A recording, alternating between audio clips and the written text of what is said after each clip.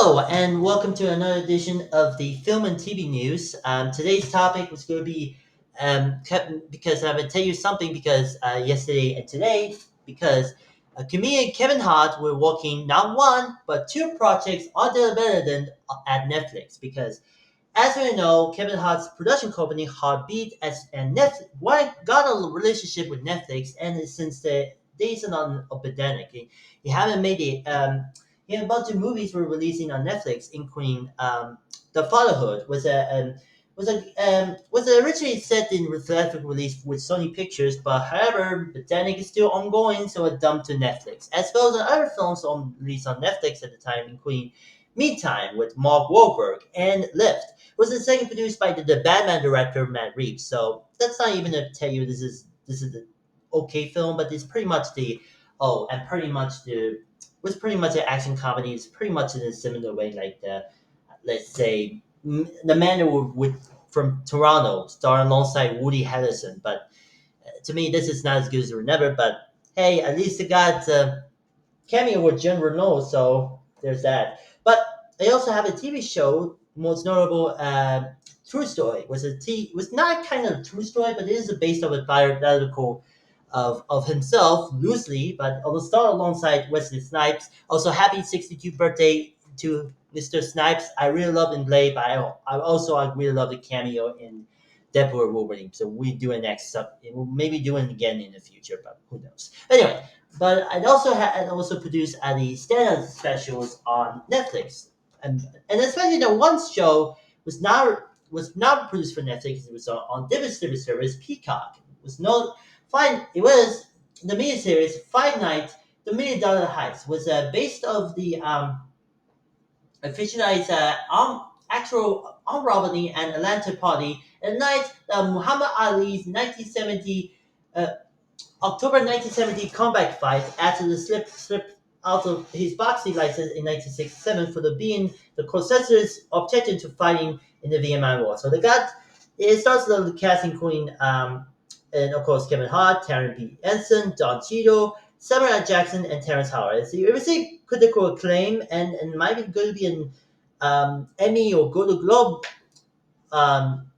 push in maybe the award season game, like maybe they got a nominate from Emmys or Golden Globes, who knows? But still, and pretty much the Heartbeat was a production company. He has specialized all the comedies and stuff, but it appears in the mostly of a black comedy. We'll never let's say Chris Tucker or hey even Chris Rock that we're familiar with. So here's the two projects that had Kevin Hart and the production company Heartbeat was on board for Netflix. First up, this is going to be a movie because Kevin Hart teamed up with John Cena to star and produce in The Leading Man as Netflix in the action comedy pitch from John and Erich Hober, who did before that is another film for Netflix who Hulk gave pitch was the Will Smith action film Fast and Loose, was going to be directed by Michael Bay and then produced by, of course, David Leitch, the director of the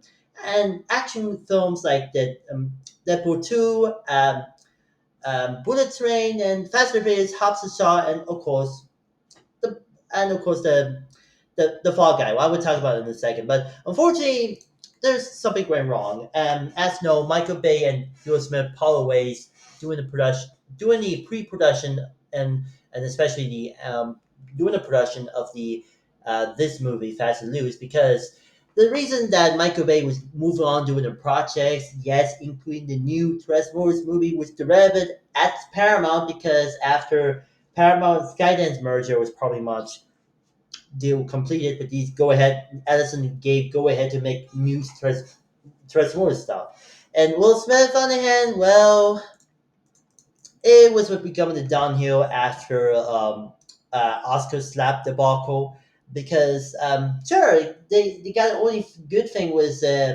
Bad Boys Ride or Die did decent in the box office, but unfortunately it never recovered ever since after Pretty Girls Boys whatever the name is song was pretty much gone ignored by audience standards because Will Smith has become the downhill like I said, after the also slap debacle. There's so many videos on YouTube, but I mean, you can search Will Smith downhill. So there's that. And this movie is, you should look at the shot instead of the article from Deadline, they're looking up to shoot in October, and Netflix was locked in a new filmmaker to keep the things in track. Maybe in a different cast. Well, my mommy recast the Will Smith character. Who knows? Bay is a bit else to do. He discusses with Paramount the return of the Transformers, following a new version at that tempo. Like I said, he's a Parklight to produce Universal Outlaw, the adaptation of the video game that is as a star lyrical for Sidney Sweeney. Yes, the guy who impressed by Donald Trump as a Republican. What a shocker! Jason Wolfers scripting and Bear and Brad Fuller losing with Sweetie. So, and this is a terrible decision. And um, but a reunion between Bay and Smith is synergized because their stars started together in the 1995's Bad Boys. That film was film directing debut, and then Lyrical, the proof in its first sight, and how Will Smith will fare as his tremendous action style. But yeah, this is never gonna happen. It's so sad that Michael Bay backed out to do other projects, including the new Transformers movie from Paramount after post Paramount Skydance merger. So I know that, since the Will Smith has a lot of problems lately, like they post Oscar slap debacle. So, but nevertheless, maybe mean because of pretty much the disappointment. But instead we got this instead. So this is going to be like this is a based off a comic book series by Jeremy Hahn and the B. Claymore, and I have never read the book. I comic books like look, I haven't read the books, but if you can imagine, like, you never read the Clayface DC comics. Like, this is like imagine it's based on a rip-off that you see the Substance movie with Demi Moore and Margaret Qualley. That something was missing. That's pretty much based off the got a prejudice or getting a lawsuit from DC Studios to the producers, who is a working title films, the UK film studio, that's a prejudice of the comic that used the movie called Clayface. And spoilers of the third act, I don't know what the hell they do in this movie is related to biohorror. That made no sense. Anyway, let's continue. In the early debate, the picture alone lies as follows. When perhaps some upward movie star, played by Cena, discovered that he could co-star and manage was played by Kevin Hart, is an actual agent. He's forced to swallow his pride to accept that the action shots really are really action heroes while trying to save the world. It's basically the Fall Guy, but for men. Yeah, I know that yeah, look, many action stars lately, like DC Stadium, that to do this, but as unlike the Fall Guy, like you know, the David Lynch film called The Fall Guy stars Barbenheimer phenomenal that is the stars of the Barbenheimer phenomenal, Ryan Gosling and Emily Blunt. That it's even it's a disappointment in the box office, but I love that. That movie's amazing. But even in comparison, like unlike say the Substance is not a was it a movie about the set in Hollywood. That made no sense. But this is different that the Fall Guy with Ryan Gosling and Emily Blunt. So a part of the reason that Netflix had to do with this. But I would say this is going to be industry around. But it is, and unlike the Fall Guy, that made no sense. It's pretty much the action comedy film. But even Kevin Hart and John Cena would do like it's going to be a different version of the, let's say, the Fall Guy. So I pretty know this is going to be more like a different kind of version of that. So of course, Hart was produced alongside Luke Kelly Klein and Brian Smiley for Heartbeat under the company multi-film deal with Netflix, along with Joe Ralph and Jeff Krishnanshinbov for OK Films. Now, if you don't know, Ralph and Christian Schambon was worked with Cena with beginning of the Fast and Furious franchise for Universal, and especially and the Jackpot film with Aquafina. Yes, the voice actress who known for films like Kung Fu Panda 4 and the Little Mermaid remake for Disney. That made no sense.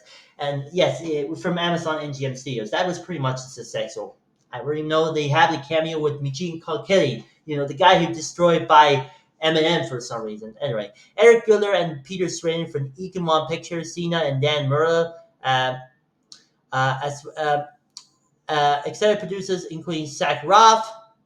This is his son. Yes, it's actually his son for OK Films, John and Eric Hoover, and Jeremy Hahn from E-Relation. So this is gonna be industry. I mean, this is not gonna be like, oh, this is gonna be like the Fall Guy situation all over again, like more like action comedy, more like for men. I mean, not Stallone or Schwarzenegger or heck, even Mel Gibson or I mean, rather Jason Statham, like modern action stars doesn't make no sense. And I think this is going to be better. So I hope to see what happens in future. It might be cameo. Like they with Seth Rogen's The Studio series. That made no sense. Anyway, but still, and another project, and this is going to be the last one, is going to be more like a different kind of project. You see, Netflix had to do competition shows between they have the cake, they have the music and stuff. But what about stand-up comedy? That's when you know that Kevin Hart on board to do of the stand-up competition series. Kevin, Kevin Hart is again from article for Deadline. Kevin Hart is teaming with Netflix for the new competition series to crown the next big name in stand-up. Guided by Hart and the crew of the comedy titans, that to be announced at a later date. And the current untitled 8-episode series is building the unfiltered, uncensored, and apologetic competition that will put back the curtain of the gritty, hilarious, and often unpolitical path of the stand-up career. That's cool.